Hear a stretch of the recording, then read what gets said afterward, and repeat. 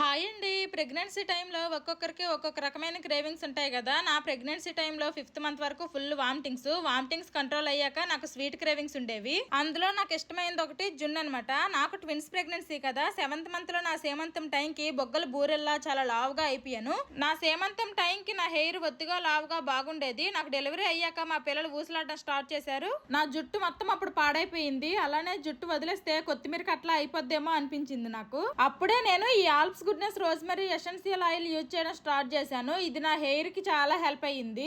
ఇప్పుడు నా హెయిర్ ఒత్తుగా ఎలా ఉంది అంటే దానికి కారణం ఇదే. కోకోనట్ ఆయిల్ లో గానీ లేదంటే మనం ఏ హెయిర్ ఆయిల్ అయితే యూజ్ చేస్తామో ఆ హెయిర్ ఆయిల్ లో ఈ రోజ్మెరీ ఎసెన్షియల్ ఆయిల్ 2-3 డ్రాప్స్ వేసి మిక్స్ చేసి హెయిర్ కి స్కాల్ప్ కి అప్లై చేయాలి. 1 అవర్ ఉన్నాక హెయిర్ వాష్ చేసేయడమే అంతే. ఇది అప్లై చేసుకోవడం కూడా చాలా ఈజీ. ఇది రెగ్యులర్ గా యూజ్ చేయడం వల్ల మళ్ళీ నా హెయిర్ అయితే చాలా ఫాస్ట్ గా గ్రోత్ అయ్యింది. ప్రోడక్ట్ ని ట్యాగ్ చేసాను, చెక్ చేయండి. Bye bye.